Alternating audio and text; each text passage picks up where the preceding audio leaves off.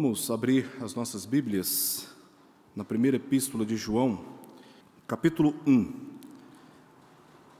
Estamos iniciando hoje uma série de exposições bíblicas nesta epístola. E hoje estaremos lendo 1 João, capítulo 1, verso 1 ao verso 4.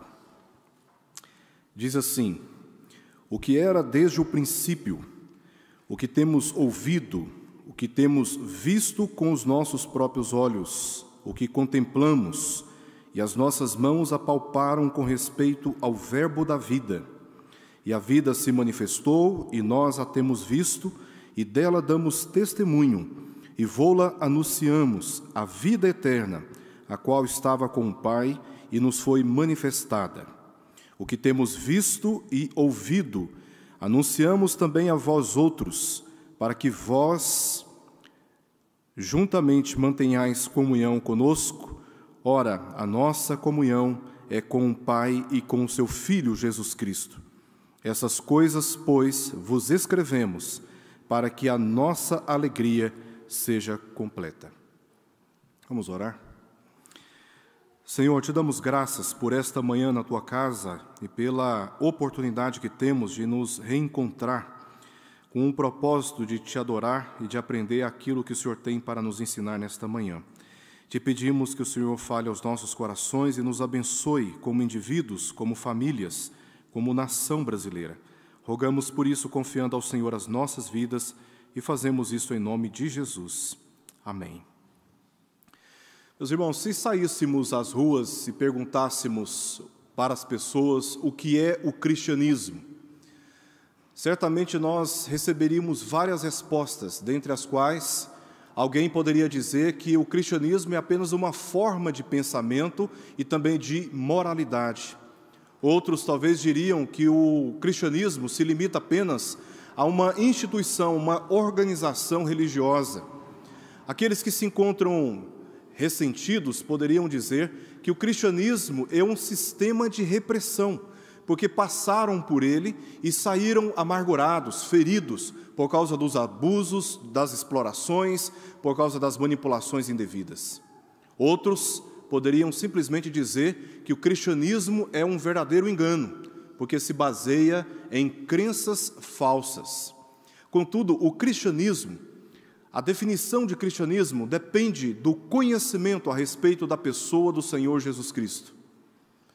E o nosso objetivo aqui com esta exposição, com esse assunto, é de mostrar, é de apresentar aos irmãos que, se quisermos ter uma experiência profunda e significativa como cristãos, precisamos aumentar o nosso conhecimento a respeito da pessoa de Jesus e fixar toda a nossa confiança no testemunho que a Escritura dá a respeito dele. A epístola de 1 João foi escrita provavelmente por João, e há muitas evidências que sustentam seguramente esta autoria, tanto internamente como também externamente. E João teria escrito esta epístola na cidade de Éfeso entre os anos 85 e 95 depois de Cristo, com basicamente 3 propósitos diante de destinatários que o conheciam muito bem. O primeiro propósito de João está declarado no verso 3 aqui do texto que nós acabamos de ler. O propósito é de levar os seus ouvintes, os seus destinatários, a igreja, a ter comunhão com o Pai e com o Filho, e que essa comunhão fosse também comunicada com aqueles que estavam trazendo ou comunicando a mensagem do Evangelho. O segundo propósito dessa epístola está declarado no verso 4, quando ele diz que ele escreveu essa epístola para que a alegria fosse completada. De certa forma, João está deixando claro que a alegria cristã, a alegria da igreja, a satisfação dos cristãos, dos crentes, depende desta comunhão com o Pai e com o Filho. E por isso João escreve para que os crentes, crendo nesse testemunho, pudessem experimentar desta alegria que advém ou que é resultado da verdadeira comunhão com o Pai e com o Filho. O terceiro propósito de João está declarado no capítulo 5, verso 13, quando ele diz que escreveu essa epístola com a finalidade dos crentes terem certeza da sua salvação e também da vida eterna. Enquanto ele escreveu o Evangelho de João para convencer incrédulos, ele escreveu essa epístola para fortalecer a fé daqueles que já tinham crido. E esse é o propósito de João com esta epístola, fazer com que os crentes tenham cada vez mais certeza da sua salvação e também a respeito da vida eterna. E por isso, esses são os meus propósitos aqui, ao fazer essa série de exposições que estamos começando hoje, com base nessa epístola, que basicamente se divide em duas partes. Do capítulo 1 até o capítulo 2, verso 26, João mostra as bases, ele apresenta as bases da fé. E como essa fé produz a verdadeira comunhão cristã. A partir do capítulo 2, verso 27, até o final do capítulo 5, verso 21, João vai mostrar para nós, vai nos exortar quanto aos cuidados, às cautelas que precisamos ter com esta fé, com esta comunhão, e também os resultados que essa comunhão traz para a vida cristã. Esses são os meus propósitos aqui com esta série, e particularmente esse texto que nós lemos, verso 1 e verso 2, eu estou dividindo em duas partes. Do verso 1 e verso 2, João ele mostra aqui a identidade de Cristo, o testemunho que ele dá a respeito da pessoa do Senhor Jesus Cristo. E a segunda parte, verso 3 e verso 4, João expõe para nós quais são os resultados desta comunhão para a vida da igreja. Vamos ler novamente o que diz o verso 1 e verso 2, quando ele traz aqui os fundamentos da fé na pessoa do Senhor Jesus Cristo. Ele diz assim: o que era desde o princípio, o que temos ouvido, o que temos visto com os nossos próprios olhos, o que contemplamos e as nossas mãos apalparam com respeito ao verbo da vida. E aí ele abre aqui uma espécie de parêntese, literalmente. No texto grego não aparece esse sinal de parêntese, mas gramaticalmente o que nós temos aqui é realmente um parêntese. O que acontece é que ele comenta um pouco sobre como esse verbo da vida, diz o verso 3, se manifestou. E como eles atestaram isso, diz o verso 2, e nós a temos visto, a respeito do verbo da vida, e dela damos testemunho, e vô-la anunciamos, a vida eterna, a qual estava com o Pai e nos foi manifestada. Veja que como ele começa a epístola, ele não faz como outros apóstolos, saudações, orações. João vai direto ao assunto, assim como ele fez com o Evangelho que traz o seu nome. Ele já apresenta imediatamente qual é o ponto central de toda a sua epístola. Aqui ele está lançando as bases, os fundamentos da fé cristã, porque a sua mensagem essencialmente é a respeito do Senhor Jesus Cristo. E como ele, a segunda pessoa da Trindade, veio ao mundo como homem. Deus não está isolado no espaço, em algum lugar, como alguns pensam e até dizem, que Deus está longe, distante. Deus não deu corda à história e agora assiste os seus eventos sem interferir nela. Deus não está desinteressado dos sentimentos e dos sofrimentos do homem, como se ele estivesse alheio a tudo isso por causa das calamidades que ele passa. Deus não é injusto ou mau por causa das consequências que o próprio homem causou com o seu próprio pecado. Pelo contrário, como João diz no seu Evangelho, no capítulo 3, Deus amou o mundo de tal maneira que deu o seu Filho unigênito, para que todo aquele que nele crê não pereça, mas tenha a vida eterna. Porquanto Deus enviou o seu Filho ao mundo, não para que julgasse o mundo, mas para que o mundo fosse salvo por ele. Assim Deus se revelou entre os homens ao enviar a pessoa do Senhor Jesus. E este é o glorioso testemunho que João traz aqui no início desta epístola. Na ocasião dela, havia quem negasse a humanidade de Cristo, e João rebateu exatamente essa crença aqui nesta epístola, assim como ele rebateu outra crença no Evangelho de João, falsa crença na verdade, contra a pessoa de Jesus, que negava a sua divindade. Veja que os propósitos de João, tanto no Evangelho como nas suas epístolas, têm as suas nuances, têm as suas particularidades, e aqui ele está combatendo todo pensamento e toda crença que negue a manifestação humana de Jesus. E assim, João está introduzindo a epístola, deixando bem claro que Jesus, o Verbo da vida, que estava com o Pai, se manifestou. Ele se revelou como homem, e eles, os apóstolos, atestaram isso de forma inconfundível, inquestionável, do ponto de vista científico, como ele mesmo disse aqui. Ele chegou a palpar o corpo de Jesus e percebeu que realmente era ele, e ele estava ali como carne, né? Como carne, como verdadeiro homem. E duas declarações João faz inicialmente a respeito da pessoa de Jesus. Primeiro, ele é eterno. O início da epístola diz assim: o que era desde o princípio. Ou seja, Jesus é apresentado por João como pré-existente, antes que houvesse mundo, antes que houvesse qualquer criatura. Cristo já existia. A segunda pessoa da Trindade já existia. E ao afirmar isso, João está deixando claro para todos os seus destinatários e para nós hoje, pelo Espírito de Deus, que Jesus, ele tem a mesma natureza divina que o Pai tem. É da mesma essência do Pai, porque a eternidade é um atributo ou uma virtude de Deus. Só Deus tem.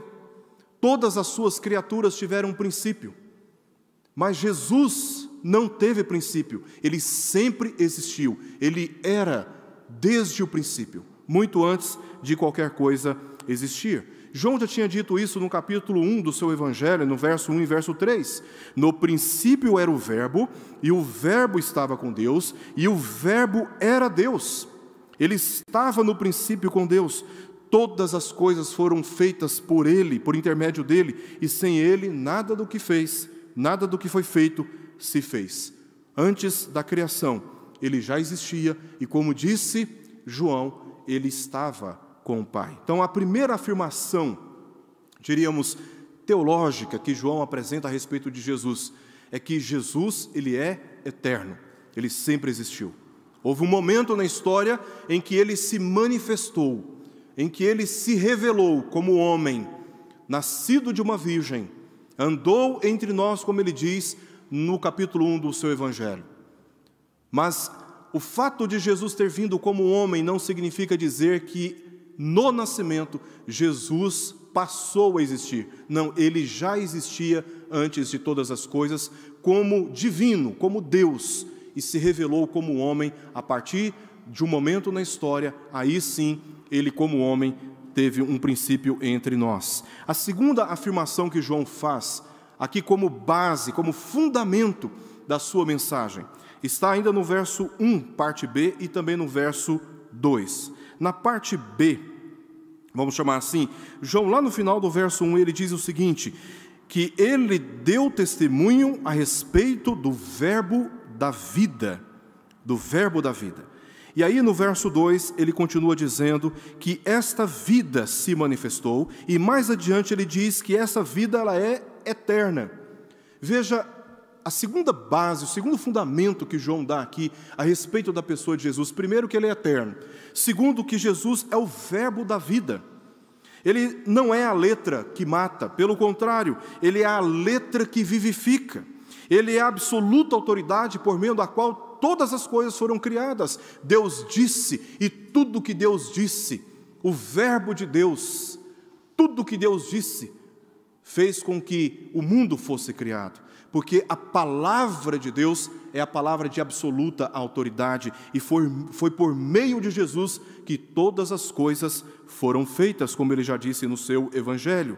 Ele também é o verbo que conjuga a verdade, que conjuga a justiça, que conjuga o amor de Deus. E a vida aqui não é bios, esse estado físico ilimitado da existência, embora Jesus também seja fonte dessa vida, porque Ele é a ressurreição e a vida. Ele dá vida àqueles que se encontram mortos. Não apenas do ponto de vista espiritual, mas os apóstolos testemunharam Jesus dando vida a pessoas que já tinham encontrado com a morte. Ele é a fonte da vida, mas a palavra que aparece aqui é Zoe. Zoe é a palavra correspondente à palavra hebraica Shai, que se encontra lá no capítulo 2 de Gênesis, que Deus fez o homem do pó da terra e lhe soprou nas narinas o Shai, o fôlego de Deus.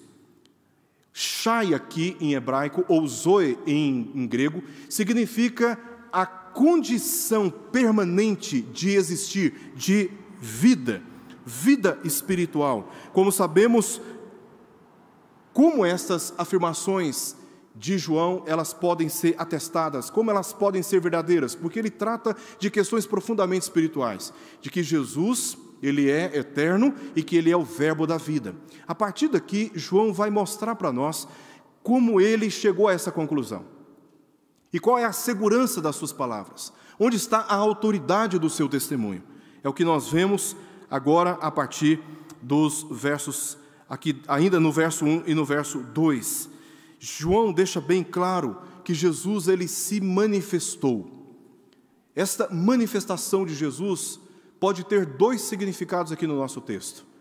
Como ele nasceu da Virgem Maria, se revelando como homem, a segunda pessoa da Trindade, e como ele, depois da morte, se revelou em vida. Ele experimentou a morte, ele foi sacrificado na cruz, mas ao terceiro dia, no terceiro dia após a sua morte, Jesus se manifestou diante dos discípulos. E eles viram Jesus. E não há como negar algo que esteja diante dos nossos olhos. Nós olhamos e atestamos que isto existe, porque a visão, ela é um elemento de prova. Aliás, testemunhas são chamadas para trazer a verdade com base naquilo que viram. E os apóstolos deixam bastante claro aqui para nós aquilo que eles perceberam.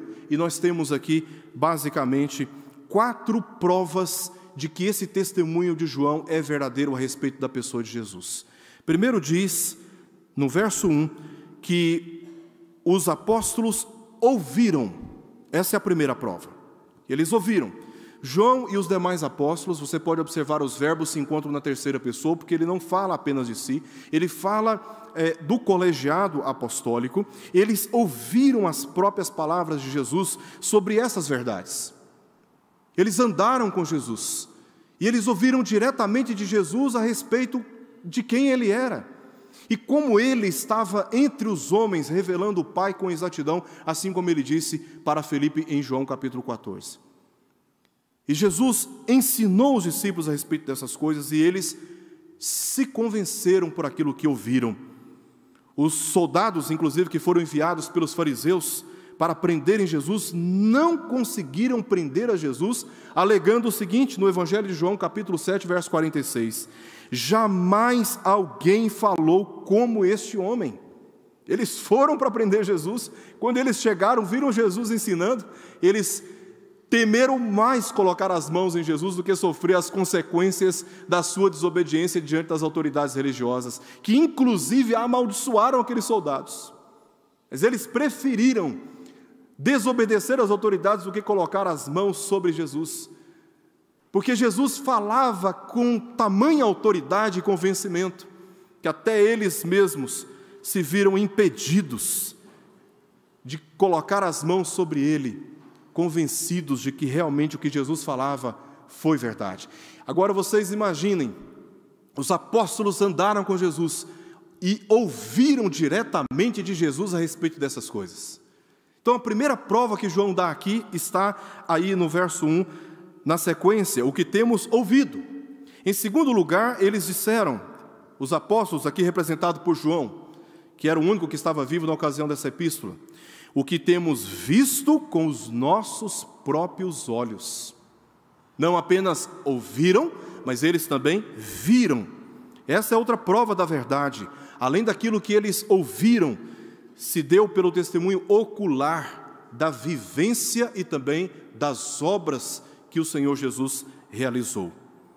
João não se referiu aqui a uma visão mística ou fantasiosa a respeito de Jesus, mas de observar como ele viveu entre os demais apóstolos entre a humanidade. Os apóstolos viram os mais extraordinários milagres serem realizados pelas mãos de Jesus e pelas palavras de Jesus, como dar vista aos cegos, fazer coxos andarem, purificar os leprosos, fazer surdos ouvirem, ressuscitar mortos e ainda fazer com que os pobres fossem alcançados pelo Evangelho, não apenas pela audição, mas também pelo coração, convencendo os pobres a respeito dessas verdades eternas. E os apóstolos estavam ali como testemunhas oculares de todos esses milagres. João encerrou o seu evangelho no capítulo 21, verso 25, com essas palavras: se todas elas, as coisas que João poderia ter escrito, registrado, mas não registrou, se todas essas coisas fossem relatadas, uma por uma, nem no mundo inteiro caberiam os livros que seriam escritos. E, analisando o Novo Testamento, especialmente os Evangelhos, nós encontramos basicamente 35 milagres realizados por Jesus. São registros pontuais, porque João deixa bastante claro que entre as obras de Jesus, se elas fossem registradas, não caberiam no mundo inteiro livros que pudessem preservar a memória delas. Todas essas realizações serviram de prova de que Jesus é o eterno e o verbo da vida, o Filho de Deus, assim como ele mesmo diz no final aí do verso 3 do nosso texto. As obras de Jesus foram atestadas, foram verificadas, e os apóstolos se convenceram por aquilo que viram, que Jesus de fato era Deus entre os homens. Porque só Deus poderia, como os próprios questionadores de Jesus em Marcos capítulo 2, só Deus poderia perdoar pecados. E num contexto em que Jesus restaura fisicamente um homem que estava prostrado em cama. E eles se convenceram por aquilo que eles viram, que Jesus realmente é Deus, eterno e o verbo da vida. Agora, a terceira prova que João nos traz aqui, na sequência diz: o que contemplamos, o que eles ouviram, o que eles viram com seus próprios olhos, e agora o que eles contemplaram. Não se trata apenas de uma repetição daquilo que ele já tinha dito, o que temos visto com os nossos próprios olhos, mas de uma declaração de significado daquilo que eles viram, ou seja, a glória de Jesus revelada sobre tudo aquilo que Jesus disse e sobre tudo aquilo que Jesus fez. Eles contemplaram a glória de Jesus.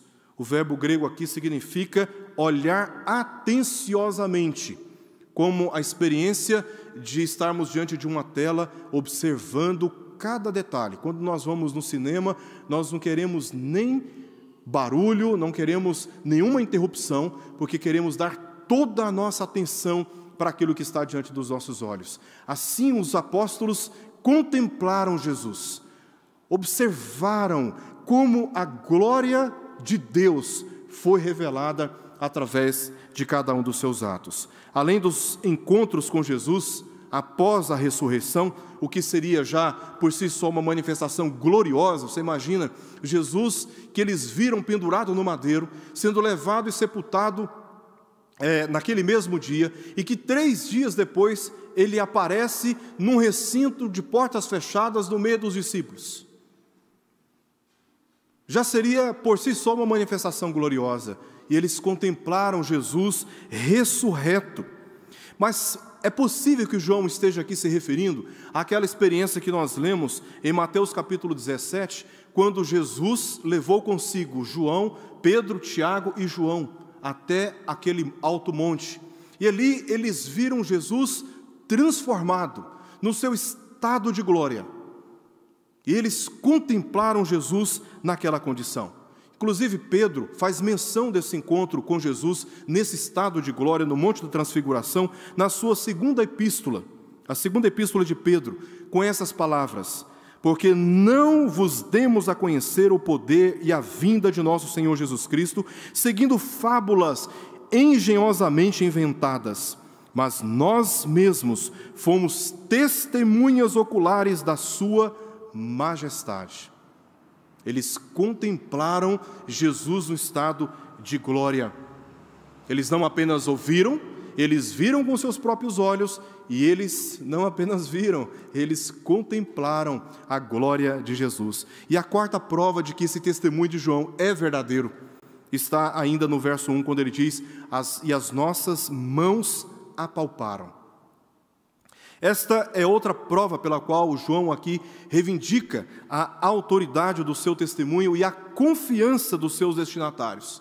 Ele e os demais apóstolos comprovaram, mesmo tendo sido sacrificado e sepultado, que Jesus realmente ressuscitou. Foi visto vivo, vitorioso sobre a morte. E gloriosamente ele se manifestou, ele se revelou diante dos discípulos, e eles tiveram a oportunidade de tocar em Jesus.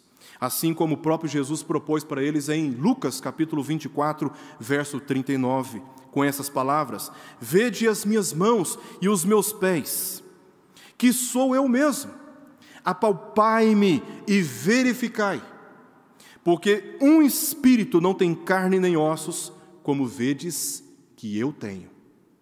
Essa foi a proposta que Jesus fez aos apóstolos, que naquele momento ficaram em dúvida de quem se tratava, porque Jesus foi manifestado gloriosamente diante dos discípulos, de modo que eles não o reconheceram imediatamente. E Jesus disse: para tirar essa dúvida, apalpai-me, verifiquem com as suas próprias mãos. Como Tomé não estava nesse primeiro encontro, 8 dias depois, Tomé está com os discípulos, Jesus aparece novamente. Tomé já tinha dito: se eu não colocar as mãos, eu não posso crer. Algo que os discípulos já tinham provado com as suas próprias mãos. Mas Tomé não teve essa experiência de verificar, de tocar. Realmente se trata de Jesus ressuscitado em carne e osso, vitorioso sobre a morte. Mas Jesus, 8 dias depois, aparece novamente com os discípulos. Tomé está presente, e Jesus então disse para ele: agora você pode tocar. E os apóstolos, eles provaram de modo científico, não de modo especulativo, que Jesus realmente se manifestou.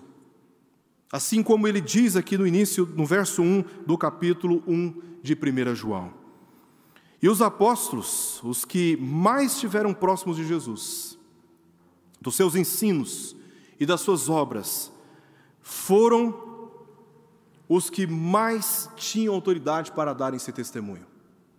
Ninguém dá crédito a uma pessoa que fala daquilo que não ouviu, não viu e também não tocou,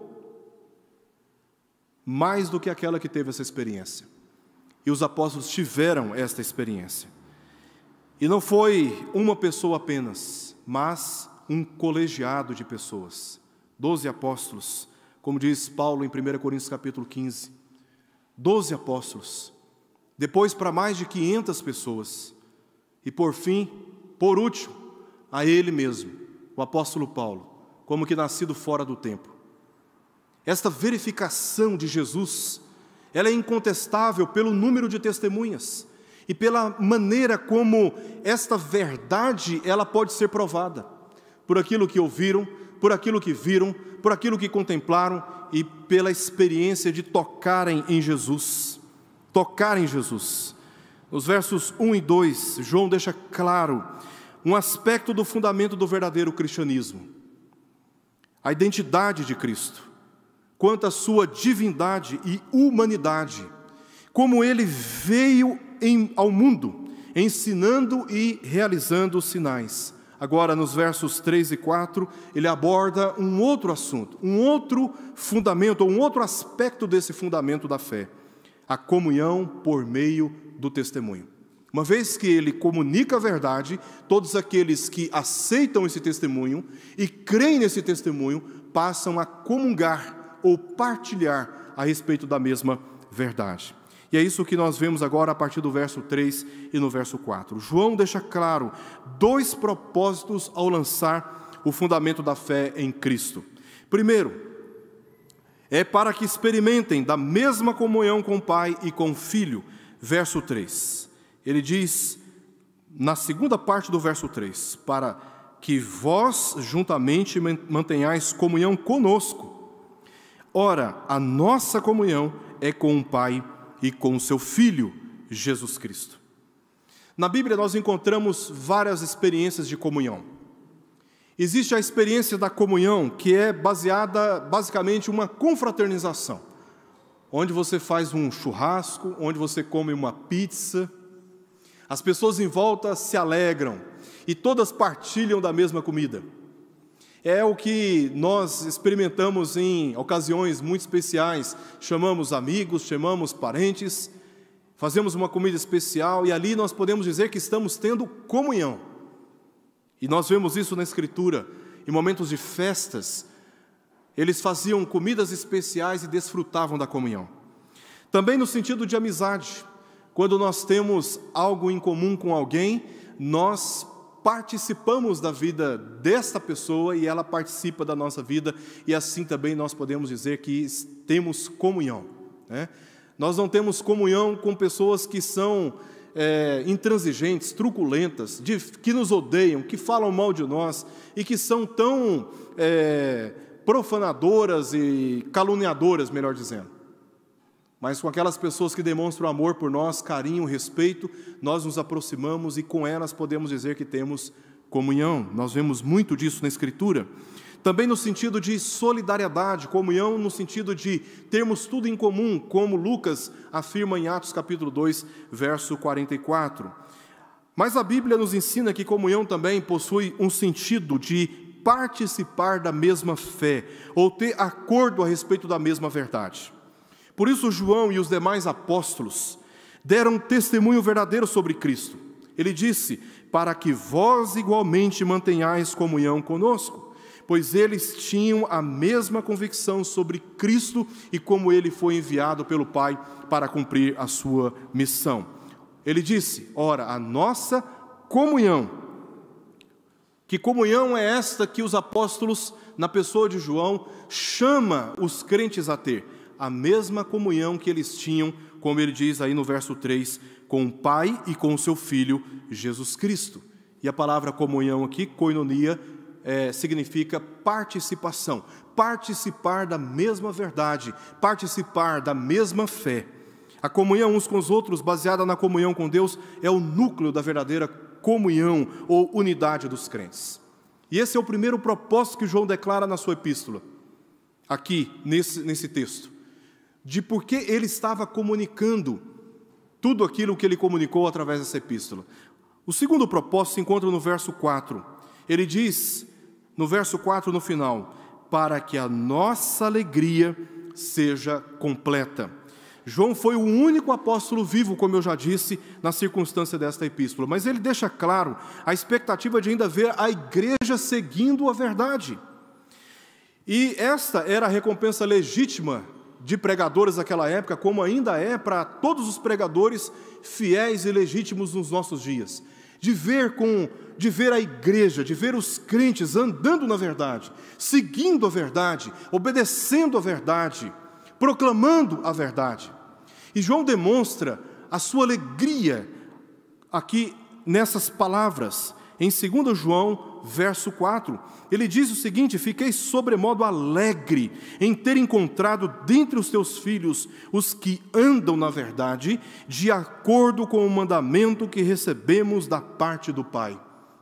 Ele demonstra a sua alegria ao ver os seus destinatários, a sua audiência, andando na verdade, e ele se alegra com isso. Na terceira epístola de João, também no verso 4, João repete aqui a experiência da sua alegria ao dizer: não tenho maior alegria do que esta, a de ouvir que meus filhos andam na verdade. Filhos aqui é uma forma carinhosa para se referir àqueles que receberam o Evangelho, creram no Evangelho e por isso foram salvos pela graça maravilhosa de Deus. E João chama aqui esses crentes de filhos, e ele não tem maior alegria do que esta, de ver que os seus filhos andam na verdade. se os crentes não forem convencidos e guiados pelos falsos pregadores, e continuassem na verdade, seus pastores serão homens felizes, alegres. Arthur Pink disse em um dos seus livros o seguinte: essa alegria não deve ser vista como um luxo, mas como uma necessidade espiritual. De pregadores, de pastores que pregam a palavra de Deus, experimentar a alegria de ver a igreja andando na verdade, a mesma alegria que a igreja experimenta quando tem comunhão com o Pai e com o Filho. O nosso objetivo ao proclamar o Evangelho é para que os outros compartilhem da mesma alegria que nós temos em Jesus Cristo. Eu quero encerrar esta mensagem trazendo aqui dois conselhos, mas antes, preciso fazer uma consideração aqui importante para todos nós. Em Efésios, capítulo 4, o apóstolo Paulo menciona dois tipos de unidade. Ele diz que devemos nos esforçar, como ele, no verso 3 do capítulo 4 de Efésios, diligentemente por preservar a unidade do Espírito no vínculo da paz. Veja, unidade do Espírito no vínculo da paz. Porque a unidade do Espírito no vínculo da paz já existia dentro da igreja de Éfeso. E foi Cristo Jesus quem estabeleceu a paz entre aqueles que estavam perdidos com o Criador. E esse vínculo do Espírito já havia na igreja de Éfeso. Mas ele continua dizendo que os que possuem o dom de ensino devem equipar os santos. Verso 13. Até que todos cheguemos à unidade da fé e do pleno conhecimento do Filho de Deus. A unidade da fé. Ele fala da unidade do Espírito e fala também da unidade da fé. Na igreja de Éfeso havia a unidade do Espírito, mas ainda não tinham alcançado a unidade da fé e do pleno conhecimento do Filho de Deus. São duas experiências de unidade dentro da igreja. Alcançamos quando crescemos no conhecimento de Cristo pelo sério estudo da palavra. Portanto, a verdadeira unidade cristã consiste em conhecer, em crer e andar nas mesmas verdades a respeito de Jesus Cristo. Embora os descrentes sejam capazes de sentir amor uns pelos outros e até de praticar em certo nível o amor entre eles, não podem experimentar a verdadeira comunhão com aqueles que são crentes. Algo que Paulo já tinha dito em 2 Coríntios, capítulo 6, verso 15. Até que pessoalmente assumam as mesmas convicções sobre Jesus e comecem a andar em obediência a Ele. Em certo sentido, é impossível termos comunhão com aqueles que não creem nas mesmas verdades a respeito de Jesus Cristo. Em outras palavras, a fé em Jesus e a comunhão com Deus são os verdadeiros fundamentos do cristianismo.